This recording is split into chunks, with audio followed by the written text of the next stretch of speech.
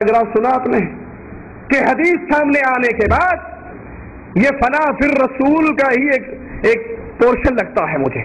جیسے قاسم ننوتوی صاحب فرماتے ہیں نا کہ بہت عرصے تک امداد اللہ مہاجر مکی کا چہرہ میرے دل میں رہا, میں نے اس سے پوچھے بغیر کوئی کام نہیں کیا. کہا اور بتاؤں؟ کہا جی اور بتاؤ. کہا پھر کافی عرصے تک میرے دل میں رسول اللہ صلی اللہ علیہ وسلم کا چہرہ رہا, میں نے اللہ کے نبی صلی اللہ علیہ وسلم سے پوچھے بغیر کوئی عمل نہیں کیا. پھر کافی عرصے تک میرے دل میں اللہ کا چہرہ رہا. مجھے وہ مقام احسان مل گیا, میں اس احسان تک پہنچ گیا, پھر میں نے اللہ سے پوچھے بغیر کوئی کام نہیں کیا. یہ صوفیہ کے ہاں سلسلہ ہے, فنا فی الشیخ, فنا فی الرسول, فنا فی اللہ. سید مودودی صاحب کہتے ہیں کہ جو قرآن و حدیث کا کثرت سے مطالعہ کرتا ہے اس کی روح محمدی میں گم ہو جاتی ہے, اس کا مزاج رسول بن جاتا ہے. پھر اس کے سامنے ایک ضعیف موضوع منقطع من گھڑت روایت آتی ہے, لیکن وہ اندر کی آنکھ سے دیکھ لیتا ہے, وہ معرفت کی آنکھ سے جان لیتا ہے کیا واقعی یہ کلام رسول ہے یا نہیں. اور اس کے سامنے ایک صحیح ترین روایت آتی ہے, لیکن وہ سمجھ لیتا ہے کہ یہ روایت مزاج رسول کے خلاف ہے, مزاج اسلام کے خلاف ہے. اگر نبی کے سامنے یہ مسئلہ پیش کیا جاتا تو پھر اللہ کے نبی اس مسئلے میں یوں کہتے, وہ اس سوچ کے ساتھ خود ہی فتویٰ دے دیتا ہے. رسول اللہ صلی اللہ علیہ وسلم کی ذات کے بعد, انبیاء کے بعد سب سے عظیم ترین ہستی ابو بکر رضی اللہ عنہ وارضا. ایک بڑھیا آ کر کہتی ہے ابو بکر رضی اللہ عنہ وارضا کو مرنے والے کی نانی یا دادی ہوں, مجھے بتائیے اس کے ورثے میں سے میرا کتنا حصہ ہے. بتائیے ابو بکر سے بڑھ کر مزاج شناس رسول کون ہو سکتا ہے؟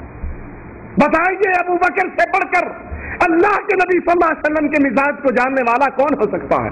پوچھ رہی ہے میرا حصہ کیا ہے, جواب میں کہتے ہیں مجھے رسول اللہ صلی اللہ علیہ وسلم کی کوئی حدیث اس مسئلے میں یاد نہیں, میں اپنے اصحاب کرام سے پوچھوں گا, کوئی حدیث یاد ہوگی تجھے جواب دے دیا جائے گا. یہ جو نقشہ حدیث کو ماننے اور رد کرنے کا سید مودودی صاحب پیش کر رہے ہیں کہ اس کا مزاج نبوی مزاج بن جاتا ہے, پھر وہ پہچان لیتا ہے کہ اگر یہ مسئلہ رسول اللہ صلی اللہ علیہ وسلم کے سامنے پیش کیا جاتا تو آپ اس کے جواب میں یہ فرماتے, تو یہ مزاج ابو بکر کا کیوں نہ بنا, یہ مزاج عمر, عثمان و علی کا کیوں نہ بنا, وہ ایک مسئلے کے اندر کیوں اللہ کے نبی صلی اللہ علیہ وسلم کے احادیث کو دیکھتے. معاویہ رضی اللہ عنہ وارضا بیت اللہ کا طواف کر رہے, ایک پتھر کو ہاتھ لگا رہے, چوم رہے. ابن عمر رضی اللہ عنہما امیر معاویہ کے اس عمل کو دیکھتے ہیں اور پوچھتے ہیں امیر معاویہ یہ کیا کر رہے ہو؟ جواب میں کہتے ہیں یہ بیت اللہ اتنا پیارا ہے, یہ بیت اللہ اتنا عظیم ہے, اس کے تو ایک کونے سے سمٹنے کو جی چاہتا ہے, چومنے کو جی چاہتا ہے. جواب میں ابن عمر رضی اللہ عنہ وارضا فرماتے ہیں اللہ کی قسم میں نے رسول اللہ صلی اللہ علیہ وسلم کے ساتھ اسی بیت اللہ کا طواف کیا, آپ نے صرف رکن یمانی کو ہاتھ لگایا, حجر اسود کو چوما, اس کے علاوہ کسی پتھر کو چومنا اور ہاتھ لگانا سنت رسول نہیں ہے. سنت رسول وہ ہے جو خود رسول اللہ نے کر کے دکھائی صلی اللہ علیہ وسلم. یہ آج 1400 سال 1500 سال کے بعد کسی کا مزاج ایسا بن جائے کہ وہ مسئلے کو دیکھ کر سمجھ جائے کہ اگر یہ مسئلہ رسول اللہ کے سامنے آتا صلی اللہ علیہ وسلم تو آپ جواب میں یہ کہتے یہ مزاج امیر معاویہ کا کیوں نہ بنا, وہ کیوں بیت اللہ کے ایک پتھر کو ہاتھ لگا رہے ہیں. ابن عمر روک رہے ہیں کہ یہ عمل رسول اللہ صلی اللہ علیہ وسلم کا عمل نہیں. یہ رسائل و مسائل ہمارے ہاتھ میں ہے, صفحہ اس کا 35 ہے, جلد نمبر 2 ہے.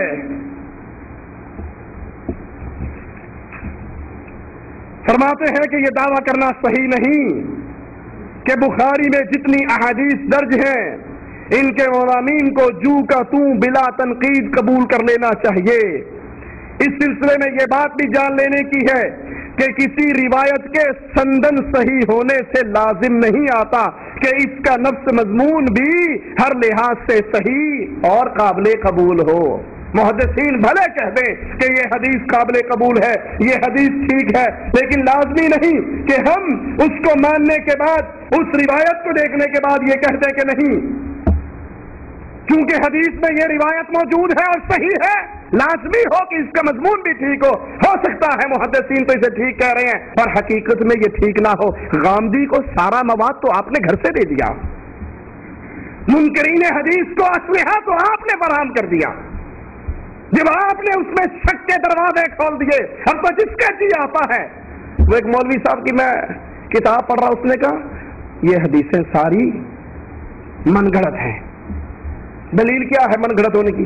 کہتے آپ نہیں سنتے حدیث بیان کرنے والے کہتے ہیں قال رسول اللہ صلی اللہ علیہ وسلم کذا و کذا او کما قال، اللہ کے نبی صلی اللہ علیہ وسلم نے فرمایا یہ حدیث ہے، یوں ہے یوں ہے، یا او کما قال، یا جیسے رسول اللہ نے کہا۔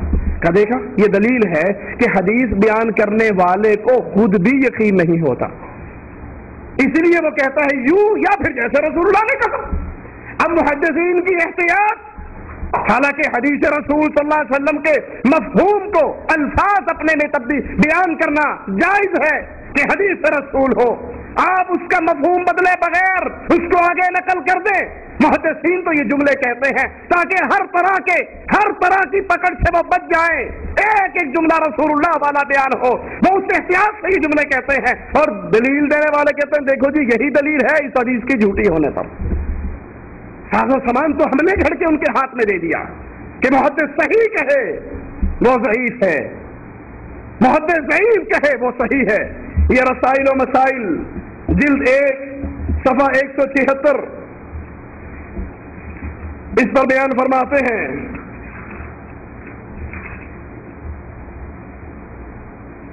آئمہ مجتہدین نے جو کچھ فرمایا وہ بالکل صحیح ہے، میں بھی اسی کا قائل ہوں، لیکن میں نے جو کچھ لکھا اس کا مطلب یہ ہے بسا اوقات صحیح الاسناد حدیث متن کے اعتبار سے کمزور پہلو رکھتی ہے کتاب و سنت سے جو دوسری معلومات ہم کو حاصل ہوتی ہیں۔ قرآن و سنت کی معلومات دو ہی ذریعے ہیں نا جی، کتاب اللہ اور سنت رسول اللہ، تو یہ تیسری معلومات کس جگہ سے ہمیں حاصل ہوتی ہے؟ مزید راستہ کون سا ہے معلومات حاصل کرنے کا؟ قرآن کی آیات، احادیث رسول؟ کہا نہیں، وہ متن کے اعتبار سے کمزور پہلو رکھتی ہے، سند کے اعتبار سے درست ہوتی ہے، اس لیے اس کو یا اس کی تعویل کی جائے گی یا اسے رد کر دیا جائے گا، اس کو ماننا ہمارے لیے ضروری نہیں۔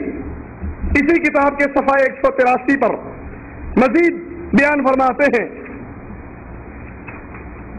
اصل واقعہ یہ ہے کہ کوئی روایت جو رسول اللہ کی طرف منسوب ہو اس کی نسبت کا صحیح و معتبر ہونا بجائے خود زیر بحث ہے۔ محدث نے تو بیان کر دی کہ رسول اللہ نے یہ کہا، سندن بھی ٹھیک ہے، صحت میں کلام بھی نہیں ہے، لیکن وہ بھی زیر بحث ہے کہ یہ اللہ کی طرف منسوب، اللہ کے رسول کی طرف منسوب ہوئی، صحیح ہوئی یا غلط ہوئی۔ آپ کے نزدیک ہر اس روایت کو حدیث رسول مان لینا ضروری ہے جسے محدثین سند کے اعتبار سے صحیح قرار دیں، لیکن ہمارے نزدیک یہ ضروری نہیں۔ ہم سند کی صحت کو حدیث کے صحیح ہونے کی لازمی دلیل نہیں سمجھتے، ہمارے نزدیک سند کسی حدیث کی صحت کو معلوم کرنے کا واحد ذریعہ نہیں ہے۔ سند حدیث کی صحت کو معلوم کرنے کا واحد ذریعہ نہیں ہے، اور بھی ذریعے ہیں، وہ ذریعے جو تفہیمات میں سید صاحب نے بیان کیے کہ انسان کی روح محمدی میں گم ہو جاتی ہے۔ جیسے مولوی ذکریہ صاحب لکھتے ہیں نا کہ ہم مسجد نبوی میں گئے، عبدالرزاق محدث رحمہ اللہ حدیث بیان کر رہے تھے، ایک نوجوان گھٹنوں میں سر دے کے کونے میں بیٹھا ہوا تھا۔ ہم نے کہا آپ عبدالرزاق محدث سے اللہ کے رسول کی حدیثیں کیوں نہیں سنتے؟ کہا ہمیں حاجت نہیں۔ کہا کیوں؟ کہا یہ جو بیان کرنے والا ہے یہ رزاق کے عبد سے حدیثیں سنتا ہے، عبدالرزاق نام تھا نا، تو رزاق کے عبد سے حدیثیں سنتا ہے اور میں خود رزاق سے حدیثیں سنتا ہوں۔ اس نے کہا اچھا ماشاءاللہ بڑی پہنچی ہوئی شخصیت ہے، تو بتاؤ ذرا میں کون ہوں؟ اس نے سر اٹھایا، نگاہ دوڑائی، کہا اگر بصیرت کام کرتی ہے تو مجھے تو آپ خضر علیہ السلام لگتے ہیں۔ ذکریہ صاحب کہتے ہیں خضر صاحب نے کہا کہ مجھے سمجھ آ گئی کہ اللہ کے بعض اولیاء ایسے ہیں جو مقام و مرتبے میں میرے سے بھی افضل اور اعلیٰ ہیں، ان کے ذریعے اللہ مجھے بھی فائدہ عطا فرمائے۔ سید صاحب فرما رہے ہیں کہ محدثین کسی حدیث کو سندن صحیح کہہ دیں، ہمارے نزدیک صرف ظاہری طور پہ سند کو دیکھ لینا اور اس کے ذریعے حدیث کو قبول کر لینا، یہ اکیلا ایک ہی ذریعہ نہیں، بلکہ اس کے علاوہ اور بھی کئی ذرائع ہیں۔ وہ ذریعے کون سے ہیں سوائے اس کے جو ہم نے تفہیمات کی دلیل سے آپ کے سامنے پیش کیے؟ اسی طرح اگر احادیث کے انکار کے حوالے دینے شروع کر دیں تو بے بہا ہے۔ یہ ہمارے ہاتھ کے اندر تفہیم القرآن ہے، اس کی جلد 4 ہے اور اس کے صفحہ 337 پر صحیح بخاری کی ایک روایت کو نقل کر کے اس پر بحث کر کے باقاعدہ طور پہ کہتے ہیں کہ یہ حدیث صحیح بخاری میں تو موجود ہے، لیکن عقل پکار پکار کر کہہ رہی ہے کہ یہ اللہ کے نبی صلی اللہ علیہ وسلم کی حدیث نہیں ہے۔ نبی نے کہا تھا میں ایک رات میں ساری بیویوں کے پاس جاؤں گا اور ساروں سے مجاہد پیدا ہوں گے، انشاءاللہ کہنا بھول گئے، انشاءاللہ کہنا بھول گئے۔ اب انشاءاللہ بھولنے کی وجہ سے کوئی بیوی بھی حاملہ نہیں ہوئی، صرف ایک کے ہاں بچہ پیدا ہوا اور وہ بھی صحیح سلامت نہیں تھا۔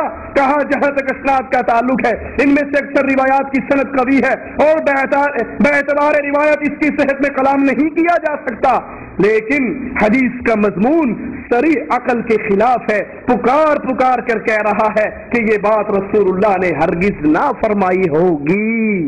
ہمارے شیخ بدیع شاہ راشدی رحمت اللہ علیہ وہ فرمایا کرتے تھے 4 مذہب تو مشہور ہے نا، حنفی، مالکی، حنبلی، شافعی، 5واں مذہب بھی ہے، وہ مذہب ہوگا، مذہب ہوگا، کہیں نہ کہیں تو ہوگا۔ شیخ نے جو فرمایا تو کہیں نہ کہیں تو ہوگا، بھائی اس کی کیا دلیل ہے؟ کوئی نہ کوئی تو ہوگی۔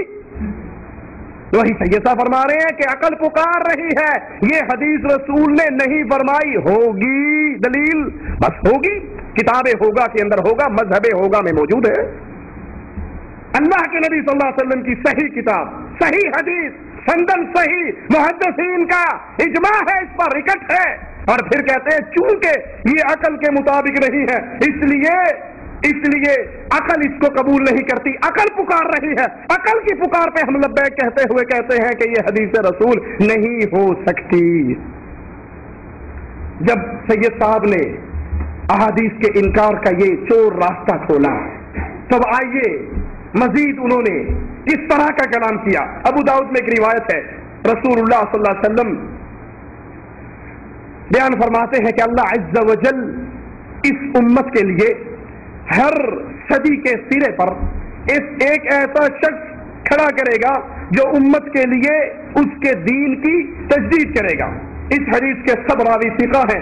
اس حدیث کی شرح میں علماء کرام لکھتے ہیں کہ وہ مجدد سنت کو بدعت سے جدا کرے گا، علم دین کو پھیلائے گا، اہل علم کی مدد کرے گا، اہل بدعت کی کمر ہمت کو توڑے گا، وہ علوم دین کا جامع ہوگا۔ اس حدیث کا پہلا مصداق امیر المؤمنین خلیفہ عمر بن عبدالعزیز رحمہ اللہ بنے۔ لیکن سنیے سید صاحب کیا فرماتے ہیں، کتاب تجدید احیاء الدین صفحہ 39، طبع چہارم، رائٹر سید ابو الاعلی مودودی فرماتے ہیں کہ تاریخ پر نظر ڈالنے سے معلوم ہوتا ہے کہ اب تک کوئی مجدد کامل پیدا ہی نہیں ہوا۔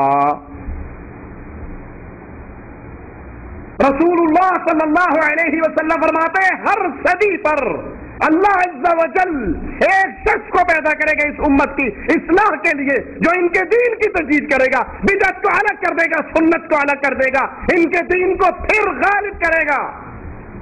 یہ مجدد کا کام ہے، اللہ کے نبی کی طلب ہے۔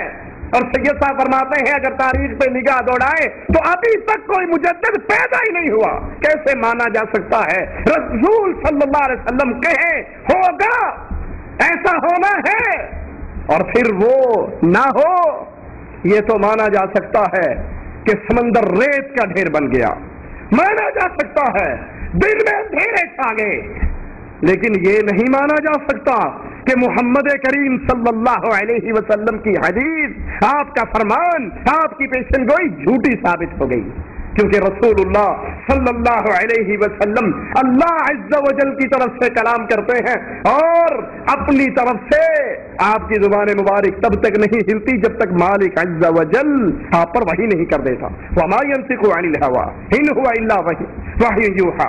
फरमाते हैं तारीख में निगाह दौड़ाएं तो मालूम होता है कि अब तक कोई मुजद्दिद कामिल पैदा नहीं हुआ।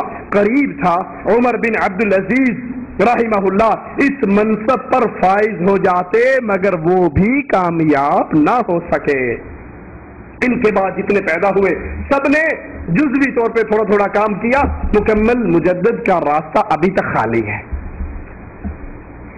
इसी तरह दज्जाल के फितने के मुतालिक सही मुस्लिम के अंदर रिवायत मौजूद है। रसूलुल्लाह सल्लल्लाहु अलैहि वसल्लम ने दज्जाल का जिक्र फरमाया और नसीहत फरमाई, ऐ अल्लाह के बंदो साबित कदम रहना। हमने अर्ज की दज्जाल कितनी मुद्दत तक जमीन पर रहेगा? रसूलुल्लाह सल्लल्लाहु अलैहि वसल्लम ने फरमाया 40 रोज तक। पहला दिन 1 साल के बराबर, दूसरा दिन 1 महीने के बराबर, तीसरा दिन 1 हफ्ते के बराबर और 37 दिन तुम्हारे आम दिनों के बराबर। देखिए सहाबा का ईमान, हमने इब्तिदा में अर्ज की थी जन्नत में जाने का रास्ता, कुलिया, फार्मूला वैसा ईमान बनाइए जैसा मोहम्मद करीम सल्लल्लाहु अलैहि वसल्लम ने बयान फरमाया। आपके सहाबा ने वो ईमान बनाकर दिखाया, वैसे तस्लीम किया नबी की बातों को। अब अकल तो नहीं मानती, जैसे सैयद साहब की अकल ने सही बुखारी की उस हदीस का इनकार कर दिया कि हदीस ठीक है, सही बुखारी में है, तमाम मुहद्दिसीन बयान करते हैं, लेकिन अकल पुकार रही है। अब इसी तरह अकल यहां भी नहीं मानती। कैसे हो सकता है कि 1 साल में सूरज गुरूब ही ना हो, 1 साल सूरज निकला रहे? अकल तो नहीं मानती। लेकिन सहाबा नबी की बातों को अपनी अक्लों की बुनियाद पर रद्द नहीं किया करते थे, बल्कि जो जुबान मोहम्मद सल्लल्लाहु अलैहि वसल्लम से निकला करता था अल्लाह के प्यारे हबीब तस्लीम, आपके प्यारे सहाबा तस्लीम करते थे। सहाबा ने ये नहीं पूछा अल्लाह के नबी अकल कैसे मानेगी, इसमें ये शुबा है, इसमें ये शुबा है, इसमें ये एतराज है। फरमाया या रसूल अल्लाह सल्लल्लाहु अलैहि वसल्लम, जब वो 1 साल का 1 दिन होगा हमारे लिए 5 नमाजें काफी होंगी। 1 दिन की 5 नमाजें पूरे साल में काफी होगी? अल्लाह के नबी सल्लल्लाहु अलैहि वसल्लम ने फरमाया नहीं, तुम औकात का हिसाब लगाकर पूरे साल की नमाजें पढ़ना। अबू दाऊद में रिवायत है रसूलुल्लाह सल्लल्लाहु अलैहि वसल्लम ईशा की नमाज में ताखीर से आए और आकर कहने लगे, मुझे जमींदारी जो ईसाई आलिम मुसलमान हो गए थे उनकी बातों ने रोक लिया। इनको एक आदमी मिला जो समुद्री तूफान के सबब एक ऐसे जजीरे पर पहुंचा जहां पर एक औरत अपने बालों को नोच रही। उसने पूछा तू कौन है? कहने लगी मैं दज्जाल की जासूस हूं। इस महल के अंदर दाखिल हो जा, इस महल में दाखिल हो जा। वो महल में दाखिल हुआ तो वहां एक शख्स जंजीरों से जकड़ा हुआ जमीन और आसमान के दरमियान कूद रहा। उससे पूछा तू कौन है? वो जवाब में कहने लगा क्या उम्मियों का रसूल आ गया? कहा आ गया? कहा क्या उन्होंने उस पर ईमान लेकर आए? उन्होंने कहा हाँ, उन्होंने उनके लिए उनकी अताअत की। कहा मैं दज्जाल हूं और उनकी अताअत करना उन उम्मियों के लिए बेहतर है। इसके बारे में अल्लाह के नबी की बेबाया हदीसें हैं, लेकिन आइए सुनिए सैयद साहब इस बारे में क्या बयान फरमाते हैं। दज्जाल के मसले को बयान करके उनसे सवाल किया जाता है। उनकी किताब रसाइल व मसाइल जिल्द 1 सफा इसका 35 और 37 है। एक शख्स सवाल करता है, काना दज्जाल के मुतालिक मशहूर है वो कहीं कैद है, तो आखिर वो कौन सी जगह है? आज तो दुनिया का कोना कोना इंसान ने छान मारा है, फिर क्यों काने दज्जाल का पता नहीं चलता? अब ये अकल आवाज लगा रही है, हर चीज को तलाश कर लिया गया, लेकिन वो क्यों नहीं मिला? सारे जजीरे छान मारे, सैटेलाइट की भरमार हो गई, दुनिया इतनी तरक्की कर गई, लेकिन वो कहाँ छुपा हुआ है? वो क्यों नहीं नजर आता? सैयद साहब जवाब देते हैं, सफा 37 है, रसाइल व मसाइल हिस्सा अव्वल। कहते हैं ये काना दज्जाल वगैरह तो अफसाने हैं। रसूलुल्लाह सल्लल्लाहु अलैहि वसल्लम अपनी उम्मत को डराते और फरमाते हैं हर नबी ने अपनी उम्मत को डराया, मैं भी तुम्हें डराता हूं। जो सूरत कहफ की 10 आयात को याद कर लेगा वो उसके लिए दज्जाल से निजात का रास्ता। कुरान रमजान शवाल 64 हिजरी सितंबर अक्टूबर 1945। और अब ये मौजूद है हवाला रसाइल व मसाइल जुज अव्वल सैयद मौदूदी साहब का। सवाल करने वाला भी ना रुका, अल्लाह के नबी की यह हदीस आपने देख ली। अब लाजमी बात है कि हदीस मुस्लिम की मौजूद है दज्जाल के बारे में, लेकिन हो सकता है वो मिजाज सैयद में ना आई हो, संदन तो दुरुस्त हो, लेकिन उनकी रूह तो रूह मुहम्मदी में गुम है। वो अंदर से वो हीरा तलाश कर लेते हैं कि वाकई ये हीरा है या पत्थर है। साहिब ने फिर सवाल किया, کہ آپ کہتے ہیں یہ ویسے ہی مشہور ہو گیا، حالانکہ احادیث کے اندر کم از کم 30 روایات میں دجال کا تذکرہ موجود ہے، جس کی تصدیق بخاری، مسلم، ابو داؤد، ترمذی ان کے بحقی کے اندر موجود ہے، تو پھر آپ کیسے کہتے ہیں یہ افسانہ ہے؟ تو فوراً جب آپ کو بدل کر کہتے ہیں میں نے جس چیز کو افسانہ قرار دیا وہ یہ خیال ہے کہ دجال کہیں قید میں ہے۔ اللہ کے نبی صلی اللہ علیہ وسلم کی روایت احادیث ابو داؤد کے اندر موجود ہے، زمینداری کا قصہ تفصیل سے موجود ہے، لیکن سید صاحب فرماتے ہیں کہ نہیں، یہ افسانہ کہانی ہے، یہ حقیقت نہیں ہے، اور مزید تفصیل سے اس پہ کلام کرتے ہیں ترجمان القرآن ربیع الاول 1365 ہجری میں۔ کسی نے یہی سوال کیا تو جواب میں کہتے ہیں نعوذ باللہ ثم نعوذ باللہ، اور الفاظ کی شدت پہ غور کیجئے۔ کہتے ہیں حضور کو اپنے زمانے میں یہ اندیشہ تھا، ترجمان القرآن ربیع الاول 1365 ہجری، حضور کو اپنے زمانے میں یہ اندیشہ تھا کہ شاید دجال آپ کے عہد ہی میں ظاہر ہو جائے یا آپ کے بعد کسی قریبی زمانے میں ظاہر ہو۔ حدیث میں آتا ہے نا اللہ کے نبی صلی اللہ علیہ وسلم گھر میں آئے، حضرت عائشہ بڑی پریشان تھی، پوچھا کیوں پریشان ہو؟ جواب میں فرماتی ہیں میں دجال کے فتنے کو یاد کر کے پریشان ہوں۔ آپ نے فرمایا پریشان نہ ہو، اگر وہ میری زندگی میں آ گیا تو میں سارے مسلمانوں کی طرف سے اسے اکیلا کافی ہوں، اور اگر میرے بعد آیا تو مکہ اور مدینے میں وہ داخل نہیں ہو سکتا۔ اس سے حفاظت کے ذریعے یہ ہے کہ تم سورۃ کہف کی آیات کو پڑھو، مسلمانوں کو چاہیے اس کے ساتھ، یہ پوری تفصیلات ہیں اللہ کے نبی صلی اللہ علیہ وسلم کی۔ لیکن سید صاحب فرماتے ہیں حضور کو اپنے زمانے میں یہ اندیشہ تھا کہ شاید دجال آپ کے عہد ہی میں ظاہر ہو جائے یا آپ کے بعد کسی قریبی زمانے میں ظاہر ہو، لیکن کیا 1350 برس کی تاریخ نے یہ بات ثابت نہیں کرتی کہ حضور کا اندیشہ صحیح نہیں تھا؟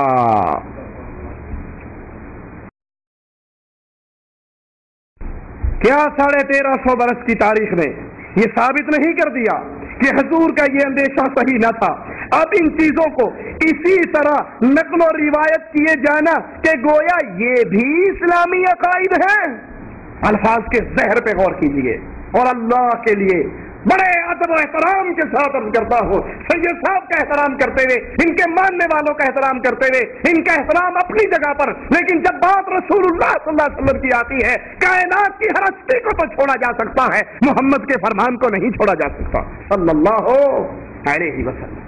پھر عرض کر دوں، چڑھانا مقصود نہیں، چھیڑنا مقصود نہیں، طنز کرنا مقصود نہیں، مقصود یہ ہے کہ جو محمدی جرنیلی راستے سے پیچھے ہٹا ہے وہ بھائی یو ٹرن لے کر دوبارہ اس راستے پہ چل جائے، وہ دوبارہ رسول اللہ صلی اللہ علیہ وسلم کی اتباع پر آ جائے، ان عقائد کو تسلیم کرے جو کتاب اللہ اور سنت رسول اللہ صلی اللہ علیہ وسلم میں موجود ہے۔ کسی کی عقل میں نہیں آتے تو ان کی عقل آپ کی اور میرے لیے دلیل نہیں ہے، ہمارے لیے دلیل ہے جو آیت میں نے ابتدا میں پڑھی، اتبعوا ما انزل الیکم من ربکم ولا تتبعوا من دونہ اولیاء۔ اتباع کرنی ہے تو صرف محمد رسول اللہ کی، اور اس پہ جو اللہ نے نازل کیا ہے منزل من اللہ سے کی اتباع کرنی ہے، اس کے علاوہ ولا تتبعوا من دونہ اولیاء، کسی دوست کی، کسی پیارے کی، کسی سید کی، کسی شیخ کی، کسی ولی کی، کسی پیر کی اتباع آپ کے اور میرے لیے ضروری نہیں۔ ہمارے لیے نجات کے لیے جس کی اتباع ضروری ہے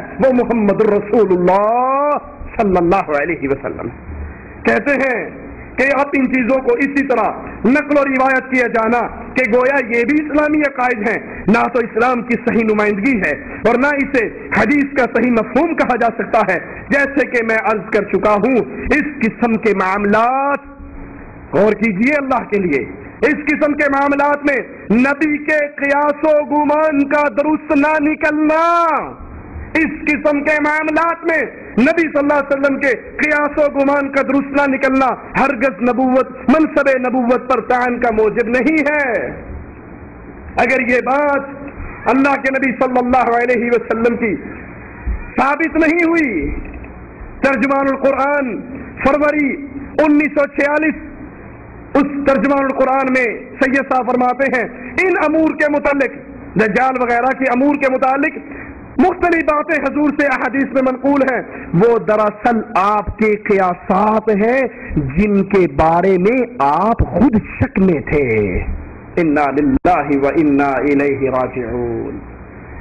وہ رسول علیہ الصلاۃ والسلام، وہ رسول علیہ الصلاۃ والسلام جو اللہ کی طرف سے اس شریعت کو اللہ کی مخلوق تک پہنچانے کا پابند ہو، جس میں شریعت اللہ اتار رہا ہو، جو خالی پیٹ پہ پتھر باندھے ہوئے پتھر پہ وار کرے اور کہے مجھے روم کی کنجیاں عطا کر دی گئی، وہ رسول صلی اللہ علیہ وسلم جو اپنے تعاقب میں آنے والے سراقہ سے کہے اس دن تیرا کیا حال ہوگا جس دن تیرے ہاتھ میں کسرا کے کنگن پہنائے جائیں گے، وہ نبی جو اللہ کی طرف سے بولتا ہے، اس کے بارے میں سید صاحب فرماتے ہیں ترجمان القرآن کے اندر کہ اللہ کے نبی خود شک میں تھے، آپ کے قیاسات تھے، آپ کو بھی یقین نہیں تھا ان مسائل کے اندر۔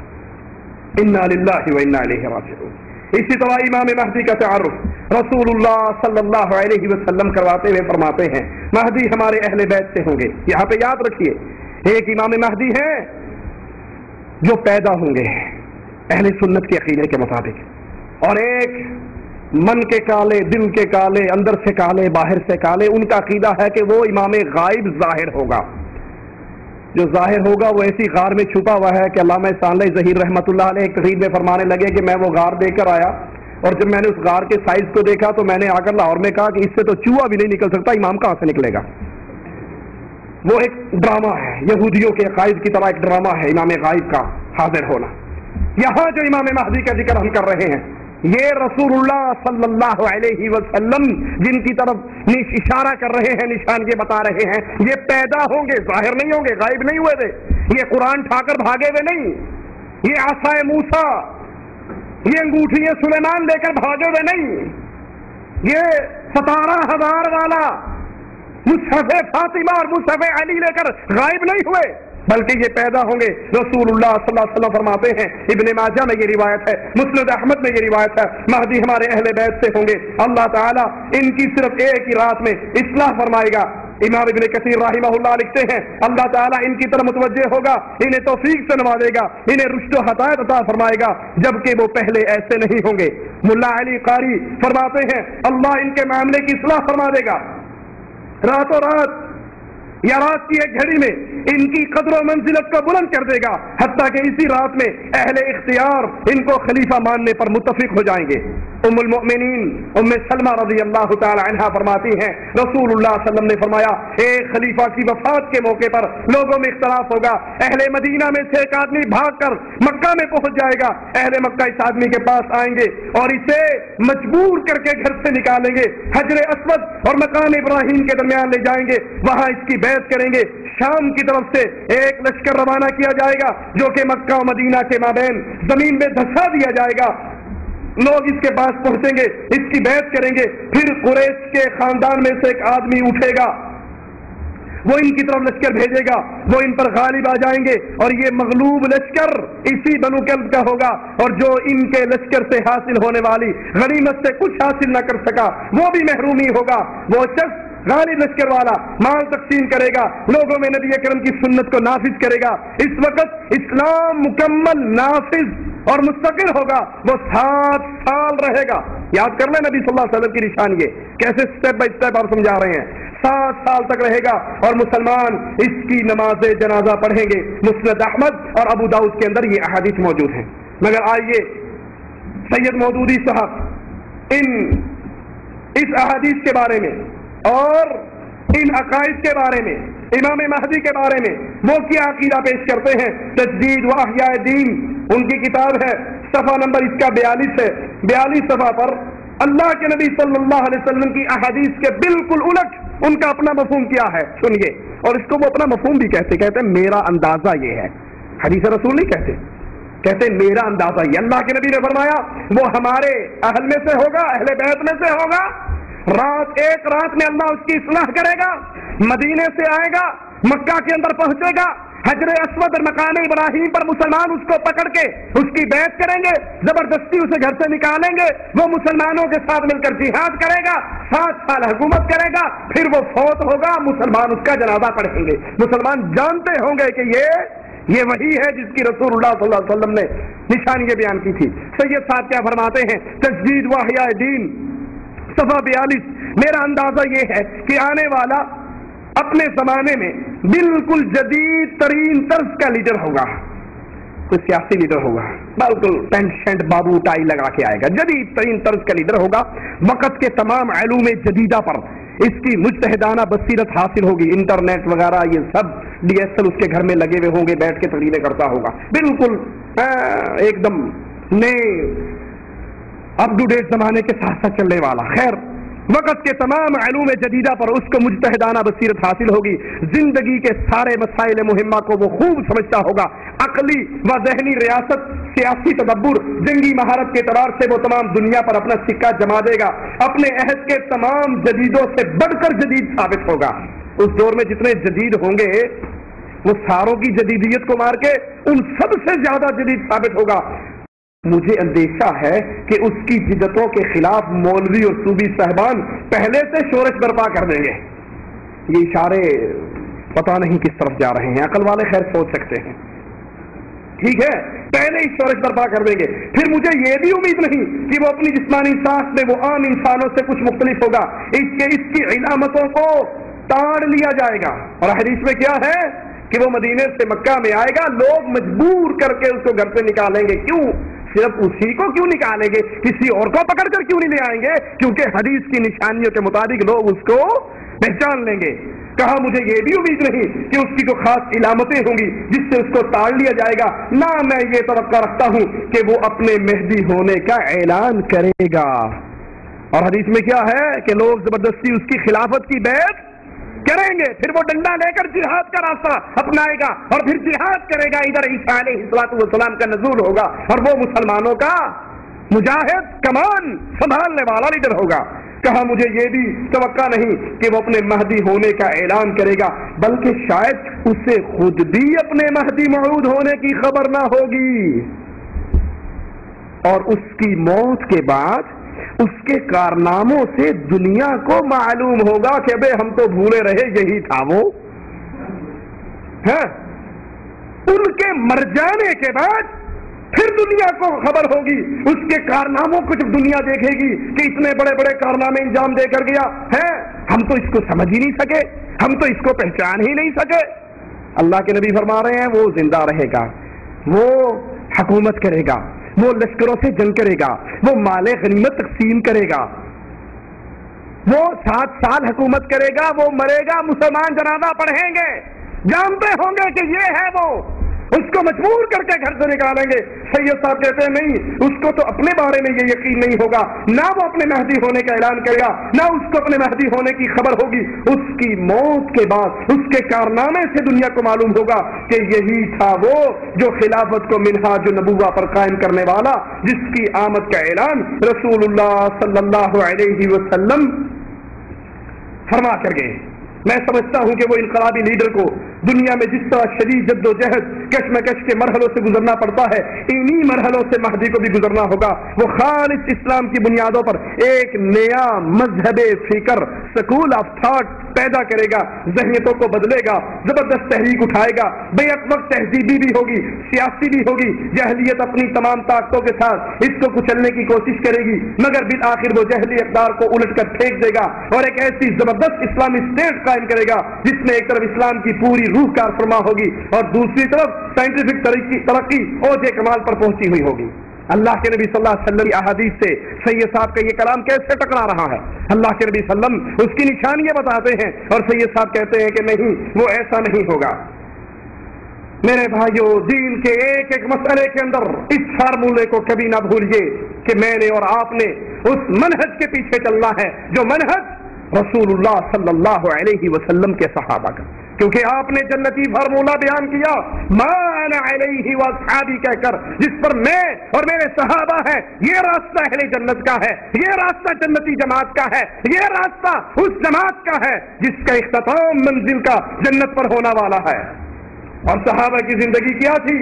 ایک ایک مسئلے کے اندر رسول اللہ صلی اللہ علیہ وسلم کے رنگ میں ڈوبے ہوئے۔ تجارت ہے تو محمدی، سیاست ہے تو محمدی، عبادت ہے تو محمدی، معاشرت ہے تو محمدی۔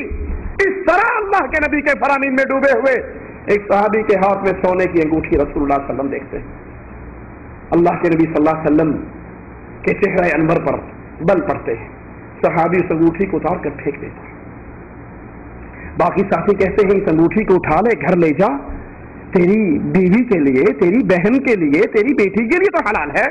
वो जवाब में फरमाते हैं मैं उसको कैसे अपने घर में ले जाऊं जिसको देखकर मेरा आका नाराज हो गया सल्लल्लाहु अलैहि वसल्लम। इब्न उमर बयान फरमाते हैं कि रसूलुल्लाह सल्लल्लाहु अलैहि वसल्लम ने फरमाया खालिफुल मुशरिकीन ववफ्फिरुल लुहा। सही बुखारी के अंदर ये रिवायत है। मुशरिकीन की मुखालफत करो और अपनी दाढ़ियों को बढ़ाओ, मूंछों को काटो। वफ्फिरू, क्या माना इसका कि सिरू, ज्यादा करो, इसको लटकाओ, इसको ज्यादा करो। इब्न उमर फरमाते हैं रसूलुल्लाह सल्लल्लाहु अलैहि वसल्लम ने फरमाया वअफुल लिहा, अपनी दाढ़ियों को माफ कर दो। ये रिवायत सही बुखारी में। क्या ख्याल है माफ करने का क्या मतलब है जी? माफ करने का क्या मतलब है? आप रमजान में ताक रातों में दुआ करते हैं ना, अल्लाहुम्मा इन्नका अफ़ुव्वुन तुहिब्बुल अफ़्व फ़अफ़ु अन्नी, कि अल्लाह तू माफ करने वाला है, माफी को पसंद करता है, मेरे गुनाहों को माफ कर दे। क्या मतलब? अल्लाह 30 साल उम्र हो गई है तो यूं कर 20 साल के गुनाह माफ कर दे, 10 साल के रहने दे। अकाउंट में भी तो कुछ होने चाहिए ना। क्या ख्याल है? यही मतलब है माफी का, यही मतलब है माफी का। क्या मतलब है? किसको बिल्कुल पानी फेर दे। एक शख्स गलती करता है, फिर आपसे माफी मांगने के लिए आ जाता है कि हजरत मैं गुस्ताखी कर बैठा, गलती कर बैठा, मुझे अल्लाह के लिए माफ कर दो। आप हाथ जरा बेहतरीन तैयार करके और फिर उसके मुंह पे जोर से चपत लगाकर कहते हैं जा माफ किया, तो क्या कहेगा? एकदम माफ कहा किया, थप्पड़ तो मार लिया यार, बदला तो ले लिया। माफी तो ये नहीं, माफी तो ये कि जा भाई मैं तुझे माफ करता हूं, अल्लाह भी तुझे माफ कर। अल्लाह के नबी सल्लल्लाहु अलैहि वसल्लम फरमाते हैं इसको माफ कर दो। हम क्या कहते हैं कि नहीं जनाब, यहाँ से सेट करते हैं, फिर उसको बनाते हैं, मुट्ठी में लाते हैं और मुट्ठी कुछ यहाँ से लेते हैं और जिनकी नई शादी होती है वो यहाँ से लेते हैं, यहाँ से लेके फिर यहाँ से नीचे से गायब हो जाते हैं। अल्लाह के नबी क्या फरमा रहे हैं? दाढ़ियों को माफ करो, वफ़्फ़िरुल लुहा, इन दाढ़ियों को ज्यादा करो। आइए इन दोनों हदीसों को अपने सामने रखिए और सैयद साहब के मुतालिक उनसे इन अहादीस के मुतालिक और रसूलुल्लाह सल्लल्लाहु अलैहि वसल्लम की इस सुन्नत के मुतालिक सवाल करते हैं। रसाइल व मसाइल सैयद साहब की किताब है, इसका जिल्द नंबर 1 है, सफ़ा 1889 है। इस पर वो दाढ़ी के बारे में इरशाद फरमाते हैं। साइल सवाल करता है दाढ़ी के मुतालिक जो आपने तहरीर फरमाया, इसके मुतालिक ये गुजारिश है कि मैं अपने अमल से इस ज़हनियत को ग़ज़ा देना पसंद नहीं करता जिसने, अल्फाज जरा गौर तवज्जो और अल्फाज के जहर पे गौर कीजिए, माफ करते हुए, ताज्जुब की ऐनक को उतारते हुए। ठीक है आपको सैयद साहब से प्यार होगा, एक तरफ सैयद साहब को रख लो और एक तरफ इमाम कायनात मोहम्मद रसूलुल्लाह को रख लो। इसकी बात मानना मुझ पर और आप पर वाजिब है, उसको सीने से लगा लो। और जिसकी बात मानना आप पर मुझ पर अल्लाह रसूल ने वाजिब नहीं की, अगर वो रसूल की बात से टकरा जाए तो उसको दीवार पे देना। उस सीरत को सामने रखते हुए खत्ताब के बेटे ने तो रात का वर्का पढ़ा था और आका ने कहा था लौ काना मूसा हय्यन, तौरात पढ़ने वाले मूसा खुद भी जिंदा होते, मा वसिअहु इल्ला इत्तिबाई, उनको भी जन्नत में जाने के लिए मेरे पीछे चलना पड़ता। लौ बदा लकुम मूसा फत्तबअतमूहु, अगर आज मूसा अलैहिस्सलाम आ जाए तुम मुझे छोड़कर मूसवी बन जाओ, उसके पीछे चलो, सीधी राह से गुमराह हो जाओगे। मेरे नबी की हदीसों को भी सामने रखिए और हजरत साहब के फरमान को भी सामने रखिए और फिर अपनी कब्र को सामने रखकर फैसला खुद अपनी अदालत में कीजिए। ये दिल बहुत बड़ा मुफ्ती है, इससे सवाल कीजिए। अल्लाह के नबी की 2 हदीसें मैंने आपको सुनाई, इन दाढ़ियों को माफ करो, इन दाढ़ियों को बढ़ाओ, इनको ज्यादा करो। और सैयद साहब फरमाते हैं मैं इस अमल को, इस ज़हनियत को अपने अमल से ग़ज़ा देना पसंद नहीं करता जिसने बिदअत को ऐन सुन्नत बना देने तक नौबत पहुंचा दी। मेरे नजदीक किसी गैर मनसूस चीज को मनसूस की तरह करार देना और किसी गैर मसनून चीज को जो इस शरई के लिहाज से سنت نہ ہو، سنت قرار دینا تحریف ہے، اور ان خطرناک بدعتوں میں سے ایک ہے جو معلوم و معروف بدعتوں کی بنسبت زیادہ تحریف دین کی موجب بنتی ہے۔ اسی قبیل سے یہ داڑھی کا معاملہ ہے۔ لوگوں نے غیر منصوص مقدار کو ایسی حیثیت دے دی، اس پر اصرار کرتے ہیں جیسا کسی منصوص چیز پر ہونا چاہیے، پھر اس سے زیادہ خطرناک غلطی یہ کرتے ہیں۔ الفاظ غور کرنا، توجہ چاہوں گا اللہ کے لیے، اللہ کو جان دینی ہے۔ یہ زندگی پہلا اور آخری موقع ہے، اس زندگی کی مرنے کے بعد ہونے والے امتحان میں سپلیمنٹری نہیں ہے، ریٹیسٹ نہیں ہے، ایز اے ہول کا چانس نہیں ہے، یہ پہلا اور آخری امتحان ہے۔ کیسے اللہ کے نبی کی سنت پہ چھریاں چل رہی ہیں، سنیے۔ اس سے زیادہ خطرناک غلطی یہ ہے کہ نبی کی عادت کو بعینے ہی سنت قرار دیتے ہیں۔ داڑھی رکھنا رسول اللہ کی عادت ہے، سنت۔ یہ خطرناک غلطی ہے کہ نبی کی عادت کو بھی سنت قرار دیتے ہیں، جس کے قائم و جاری کرنے کے لیے آپ مبعوث ہوئے۔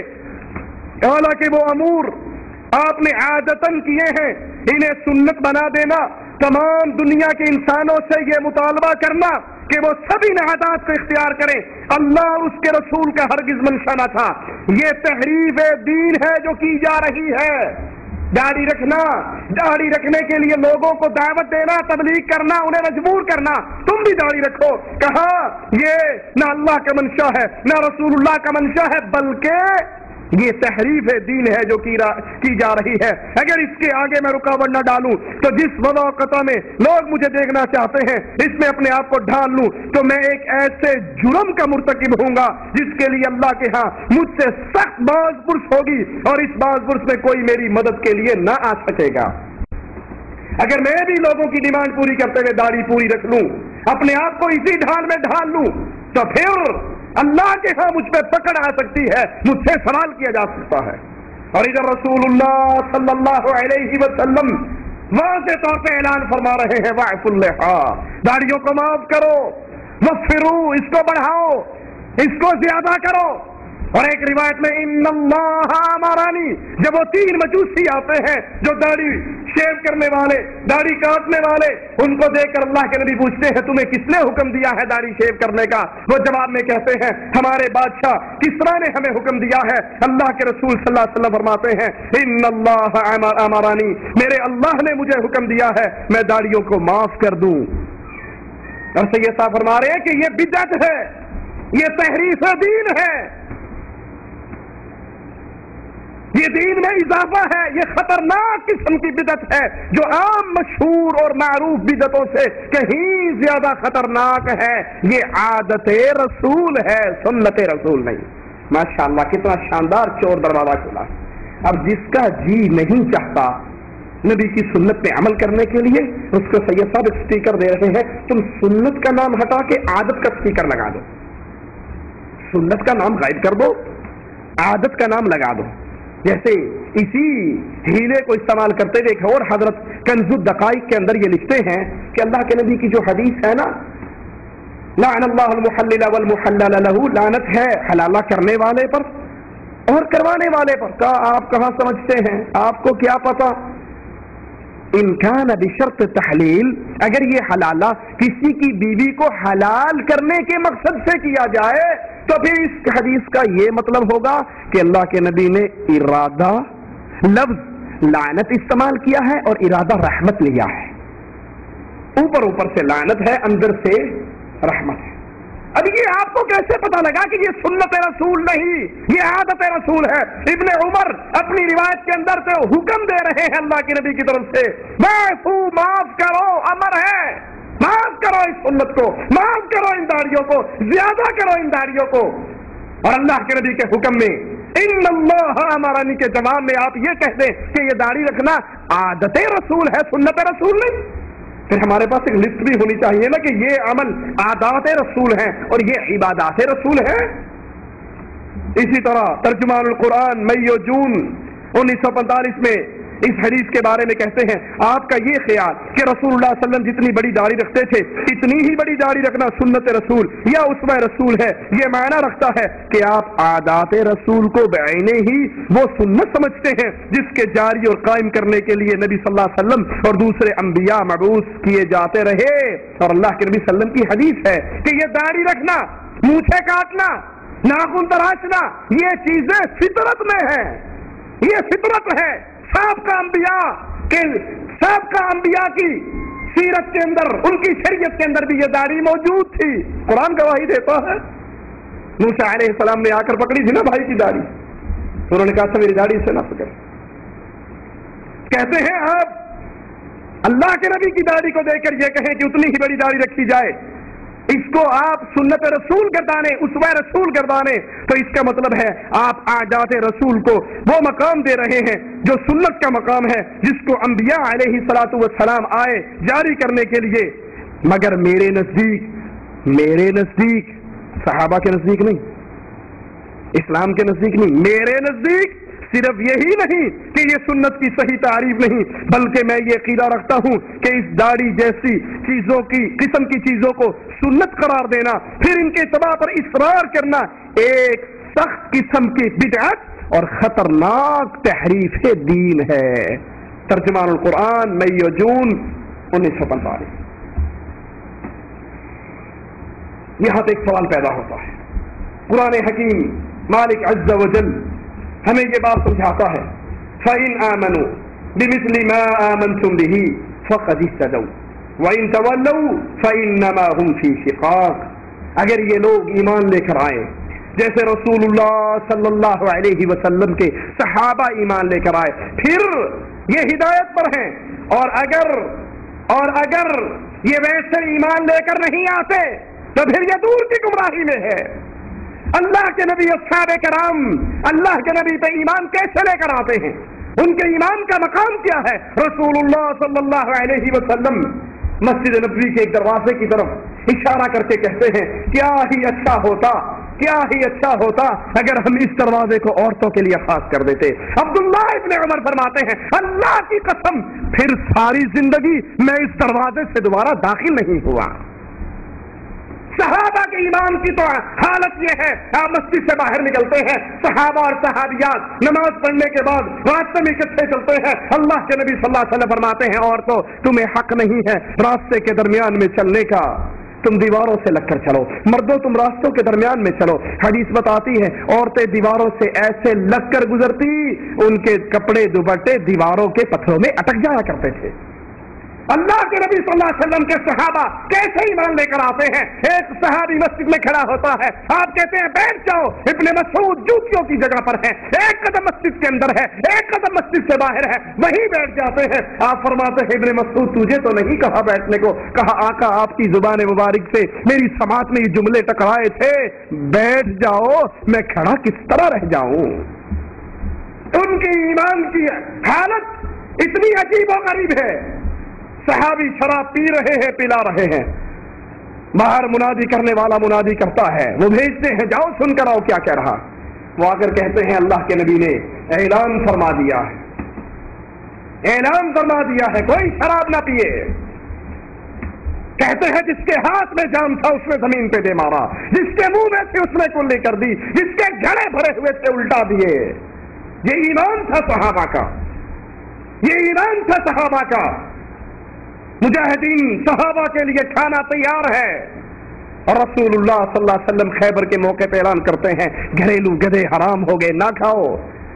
किसी ने अपनी अकल को इस्तेमाल करते हुए नहीं सोचा कि मेरी अकल ये कहती है घी पड़ चुका है, मिसाले पड़ चुके हैं, गोश्त तैयार हो गया है, रोटी आ गई है, भूख से बुरा हाल है। हमारी अकल ये पुकार कर कह रही है इस पके हुए गोश्त को फेंक देना कहाँ की अकलमंदी है। अब जो तैयार है बिस्मिल्लाहिर्रहमानिर्रहीम पढ़कर हलाल हुआ है, गोश्त बनाया है, इसको तो खा ले, अगली दफा नहीं ज़िबा करेंगे। नबी ने कहा ना खाओ। सहाबा पकी पकाई देगों को उलट देते हैं। उनके ईमान की कैफियत क्या है? बीबी आती है, ऐ अल्लाह के नबी आपने ऐलान किया था जो अल्लाह पर ईमान रखता है, यौम आखिरत पे ईमान रखता है, वो मैदान जिहाद के लिए निकल आए। नबी मेरा आपका सहाबी मेरा शोहर हंजला رات کو میرے پاس تھا. اے اللہ کے نبی، اس پہ غسل واجب تھا. آپ کا آوازہ سننے کے بعد پھر اس نے اپنی عقل کو استعمال کرتے ہوئے یہ نہیں سوچا کہ مر جاؤں گا، بغیر غسل کے مروں گا، پہلے غسل تو کر لوں. اس کے کان میں رسول کی آواز آ گئی تھی، نکلو اللہ اور آخرت پہ ایمان رکھنے والوں، اے اللہ کے نبی اس پہ غسل واجب ہے، اس کو غسل دیجیے. لاش کو تلاش کرتے آقا فرماتے ہیں بیوی تیرے خامن پہ غسل واجب تھا، اس کو غسل دینے کے لیے آسمان کے فرشتے آئے تھے. ان کے ایمان کی حالت ابن عمر جماعت کرواتے ہیں، تشہد میں بیٹھتے ہیں تورک نہیں کرتے، سلام پھیر کے کہتے ہیں کوئی یہ نہ سمجھے کہ یہ سنت رسول ہے، میرے پاؤں میں تکلیف تھی اس لیے میں سنت پہ عمل نہیں کر سکا. اپنے عمل کو کوئی سنت نہ بنا بیٹھے. احمد ابن حنبل جیل میں بند ہیں. آ کر سائل پوچھتا ہے آپ تو سنتوں کی بڑی باتیں کیا کرتے تھے، اب آپ کے پاؤں میں بیڑیاں پڑی ہوئی تورک کیسے کرتے ہو؟ کہا اگر میری شکایت نہ کرے تو بتاؤں، میری اس بیڑی کا منہ کھلا ہے، میں نماز پڑھتے ہوئے پاؤں نکال کر محمد کی سنت پہ عمل کر لیتا ہوں، سلام پھیر کے پاؤں پھر بیڑی میں ڈال لیتا ہوں. یہ وہ صحابہ ہیں، یہ وہ سلف صالحین ہیں جو نبی کی سنتوں پر ایسے جان دینے والے. اور سید صاحب کے فرمان کو بھی سامنے رکھ لیں کہ اللہ کے نبی صلی اللہ علیہ وسلم کی ثابت صحیح احادیث سے ثابت سنتوں کو کیسے بدعت قرار دیتے ہیں. ابھی آپ نے سنا داڑھی کو بدعت قرار دیا، اور آئیے ایک اور سنت کو سنیے کیسے بدعت قرار دیتے ہیں. کہا جب یہ رفع دین کرنا، آمین کہنا، یہ کسی فرقے کے شعار بن جائیں، ان کا ترک یا فعل وہ علامت قرار پائے جس کی بنا پر یہ فیصلہ کیا جانے لگے کہ آپ کس فرقے میں داخل اور کس سے خارج ہیں، پھر انہی علامتوں کے لحاظ سے یہ طے ہونے لگے کون اپنا اور کون غیر ہے، تو اس صورت میں رفع دین کرنا نہ کرنا، آمین زور سے کہنا نہ کہنا، زور سے کہنا یا آہستہ کہنا، یا اس طرح کے جتنے امور ہیں ان کا کرنا اور ان کا ترک کرنا، کرنا بھی اور ترک کرنا بھی دونوں یکساں بدعتیں ہیں. رفع دین کرنا بھی بدعت ہے، آمین کہنا بھی بدعت ہے. واقعی اہل ایمان کی پہچان ہے، اہل توحید کی پہچان ہے، جب انہیں رسول کی صحیح سنت مل جاتی ہے وہ کائنات سے ٹکر لے لیتے ہیں، رسول کی سنت کو نہیں چھوڑتے، وہ افغانستان کو چھوڑ دیتے ہیں، لیکن تشہد میں انگلی ہلانے کی سنت کو نہیں چھوڑتے. وہ گدھے پہ سوار ہو جاتے ہیں، جوتیوں میں گلے میں جوتیوں کے ہار برداشت کر لیتے ہیں. منادی کرنے والا منادی کرتا ہے، یہ وہ ہے جس نے بادشاہ کے فتوے پہ مہر نہیں لگائی، اور وہ خاموش ہوتا ہے. نبی کی سنتوں پہ عمل کرنے والا اعلان کرتا ہے من عرفنی فقد عرفنی، جو جانتا ہے وہ تو جانتا ہے، جو نہیں جانتا وہ جان لے میں مالک بن انس ہوں. سائل سوال کرتا ہے کیوں گدھے پہ سوار ہوئے، کیوں چہرے کو کالا کیا گیا، کیوں گلے میں جوتیاں ڈالے گی؟ کہا بادشاہ کی باتوں پہ مہر نہیں لگا سکتا جو بات رسول اللہ کی بات سے ٹکراتی ہے، نبی کی سنت پہ آنچ نہیں آنے دوں گا، اس کے بدلے میں میرے ساتھ جو چاہے کر گزرو. سنت کے متوالے پیٹ پہ کوڑے کھاتے ہیں، کوڑے مارنے والے تھک جاتے ہیں، احمد ابن حنبل کی زبان سے چیخ نہیں نکلتی. چچا کہتا ہے کیوں ظلم برداشت کرتا، اپنے ایمان اور عقیدے کو دل میں چھپا لے. جواب میں کہتے ہیں چچا جب علماء بک جائیں یا خوف سے ڈر سے خاموش ہو جائیں پھر بتاؤ حق کو بیان کون کرے گا؟ یہ مجھے مار سکتے ہیں، میری زبان سے سنت رسول کے خلاف فتویٰ جاری نہیں کروا سکتے. اس قلعے کے باہر جتنے کھڑے ہیں وہ میری زبان سے نکلے ہوئے جملوں کو سننے کے لیے بےتاب ہیں. میں کیسے قیامت کے دن اپنے گریبان میں ان کے ہاتھ ڈلواؤں؟ اور یہاں سید صاحب وہ رفع الیدین صحیح بخاری سے ثابت ہے، صحیح مسلم سے ثابت ہے، صحیح احادیث سے ثابت ہے. کرنے کی جتنی روایات ہیں اس پہ کوئی کلام نہیں ہے، اور جو نہ کرنے کی روایات ہیں ان ساروں پہ کلام ہے. ان صحیح ثابت سنتوں کے بارے میں کہتے ہیں یہ رفع دین کرنا بھی بدعت ہے، آمین کہنا بھی بدعت ہے. ہماری پہچان ہے کہ ہمیں اللہ کے نبی کی رفع دین کرنے کی سنت ملی.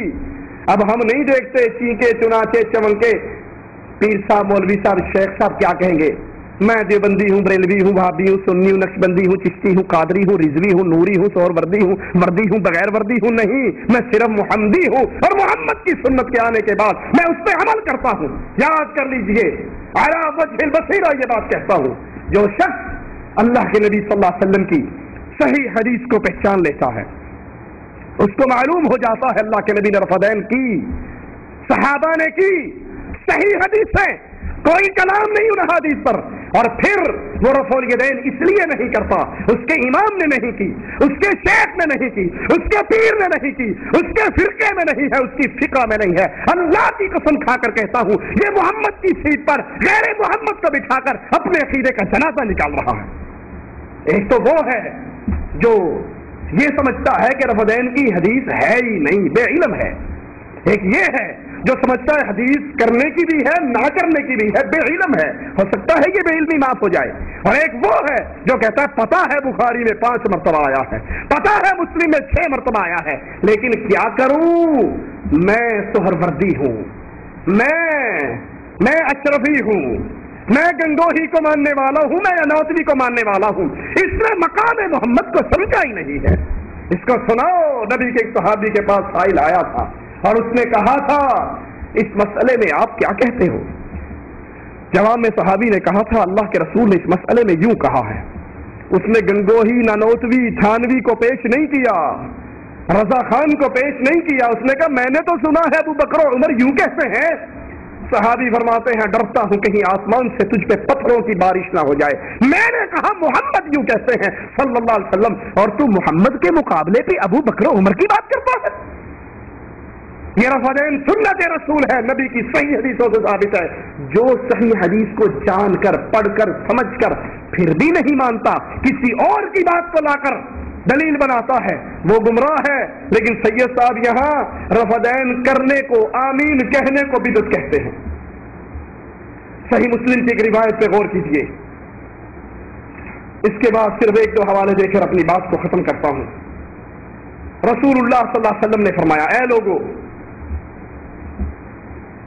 میں نے تم کو عورتوں سے متع کرنے کی اجازت دی تھی، اور اب اللہ تعالیٰ نے اس کو قیامت کے دن تک کے لیے حرام کر دیا۔ سو جس کے پاس کوئی ان میں سے ہو تو اس کو چاہیے اس کو چھوڑ دے، اور جو چیز تم ان کو دے چکے ہو وہ واپس نہ لو۔ اب اس حدیث کے بعد، صحیح مسلم کی روایت، اس حدیث کے بعد متع قیامت کی دیواروں تک کے لیے حرام ہے۔ مگر آئیے سید صاحب شیعہ حضرات کو راضی کرنے کے لیے کتنے دور کی کوڑی ڈھونڈ کر لائے ہیں۔ ترجمان القرآن صفحہ، ترجمان القرآن اگست 1955 کا، اس کے اندر حضرت فرماتے ہیں فرض کیجئے ایک جہاز سمندر میں ٹوٹ جاتا ہے، ذرا مفروضے پہ غور کرنا، ایک جہاز سمندر میں ٹوٹ جاتا ہے اور ایک مرد و عورت کسی تختے پر بہتے ہوئے ایک ایسے سنسان جزیرے پہ جا پہنچتے ہیں جہاں کوئی آبادی موجود نہ ہو، وہ ایک ساتھ رہنے پر مجبور ہیں، اور شرعی شرائط کے مطابق ان کے درمیان نکاح بھی ممکن نہیں۔ ایسی حالت میں ان کے لیے اس کے سوا کیا چارہ ہے کہ خود ہی ایجاب و قبول کر کے عارضی نکاح کر لیں جب تک وہ آبادی تک نہ پہنچ جائیں یا آبادی ان تک نہ پہنچ جائیں؟ کم و بیش ایسی ہی اضطراری صورتیں اور بھی ہو سکتی ہیں، متع انہی حالتوں کے لیے ہے۔ ترجمان القرآن ماہ اگست 1955۔ تاریخ کے اندر میرے خیال ایسا کوئی واقعہ نہیں ہوا۔ سید صاحب کے اپنے دماغ میں کوئی جہاز ٹوٹا ہو تو ہم نہیں کہہ سکتے۔ یہ بالکل ویسا ہی مسئلہ ہے کہ سائل آ کر کہتا ہے حضرت اگر کتا بکری سے جفتی کرے اور جو بچہ پیدا ہوا سر کتے کا ہے جسم بکری کا، حلال ہے یا حرام؟ مولوی صاحب نے کہا اس کے آگے گھاس رکھو، گوشت رکھو، اگر یہ گھاس کھا لیتا ہے حلال ہے، بکری ہے، بسم اللہ پڑھ کے حرام کر لو، اور اگر یہ گوشت کھاتا ہے تو کتا ہے، ناپاک ہے، پھینک دو۔ اب سائل کرنا ہے، سوال کرنے والا بھی کوئی جٹ آدمی لگتا تھا، اس نے کہا مولوی صاحب گوشت بھی رکھیا ہے تو کھا بھی رکھیا ہے، پہلی باری گوشت کھادا، دوسری باری کھا کھادا، فون دسو، ایک دفعہ گوشت کھا لیا، ایک دفعہ گھاس کھا لیا، اب بتاؤ۔ کہا ڈنڈا لے کر مارو اسے اور دیکھو اس کے اندر سے بکری کی آواز آتی ہے یا کتے کی آواز آتی ہے۔ اگر بکری کی آئی میں کرتا ہے، حلال ہے، بسم اللہ پڑھو، کھاؤ، مدرسے میں بھی بھیجو، اور اگر کتے کی آواز وہ نکالتا ہے، حرام ہے، پھینک تو، ناپاک نجس، مردار. اچھا کہا جی دونوں ہی کام کیے, پہلی دفعہ بکری کی نکلی, دوسری دفعہ کتے کی نکلی, کون دسو؟ بھاگو جہاں تک بھاگنا ہے, مفروضہ ہے نا ذہن کے اندر, جتنا مرضی بنا لو. اس نے کہا اچھا اس کو ذبح کر کے اس کی پیٹ پھاڑ کر دیکھو, یہ بکری کا سسٹم ہے, اندر اوجڑی ہے, انتڑیاں کس قسم کی ہیں, اگر بکری کے مطابق ہے تو بکری ہے, کتے کے مطابق ہے تو حرام ہے. مفروضے بنا کر زمین کے نیچے رہنے والوں کی باتیں کرتے ہیں. یہاں سید صاحب نے مفروضہ قائم کیا, ایک جہاز ٹوٹ جائے, اس جہاز کی ساری آبادی مر جائے, صرف ایک لڑکی اور لڑکا ہی بچے بس, اور کوئی نہ بچے. مان لیا ہم نے بچ گئے, ایک ہی تختے پر بہتے ہوئے جزیرے میں پہنچ گئے. اب جب جزیرے میں پہنچے, ان کے سامنے 200-250 آدمی مرے, ان کے اوپر ان کی موت کا غم وہ بھی طاری ہے. وہاں پر پہنچنے کے بعد نہ ان کو یہ ڈر ہے کہ بھی رات آنے والی ہے, ہمیں شیر جانور جنگل کے آگر کھا جائیں گے, ہم کوئی غار تلاش کر لیں, کوئی پناہ گاہ تلاش کر لیں, نہ ان کو کھانے کی فکر, نہ ان کو پینے کی فکر, نہ ان کو لباس کی فکر, نہ ان کو غذا کی فکر, نہ ان کو رہائش کی فکر, نہ ان کو آبادی تک پہنچنے کی فکر. جو ہی جزیرے پہ اتریں گے کہتے باقی کام تو بعد میں ہونا ہے, ایک کام تو نبیڑ لیجیے, پہلے ہم ایجاب و قبول کر کے اپنی کاروائی تو ڈال لینا.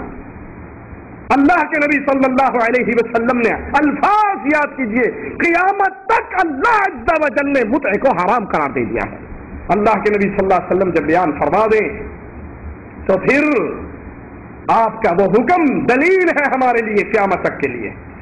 اللہ سے دعا ہے اللہ ہمارے گناہوں کو معاف فرمائے, اللہ ہماری خطاؤں کو معاف فرمائے, اللہ ہمیں اس دین پر عمل کرنے کی توفیق عطا فرمائے جو دین رسول اللہ صلی اللہ علیہ وسلم نے دی. اپنے پاس سے اپنی ذہنیت, اپنی طرف سے باتیں گھڑ کے, اپنی عقل کے پیچھے چل کے اللہ کے نبی صلی اللہ علیہ وسلم کی شریعت میں ثابت شدہ چیزوں کا انکار کے فتنے سے اللہ ہم سب کو بچائے. اللہ ہم سب کے گناہوں کو معاف فرما کے ہمیں محمدی راستے پہ چلنے کی توفیق عطا فرمائے. ہمارا منہج وہ ہو جو رسول اللہ کا منہج, ہمارا طرز وہ ہو جو رسول اللہ کا طرز, ہماری عبادت وہ ہو جو رسول اللہ صلی اللہ علیہ وسلم کی عبادت. اللہ سے دعا ہے اللہ ہمارے گناہوں کو معاف فرمائے, اللہ ہماری خطاؤں کو معاف فرمائے, اللہ ہمیں زندہ رکھے, ایمان پہ رکھے, موت دے اس حال میں دے, اللہ ہم سے راضی ہو, ہم اپنے اللہ سے راضی ہو. اقول قولی ھذا واستغفر اللہ لی ولکم ولسائر المسلمین فاستغفروہ انہ هو الغفور الرحیم.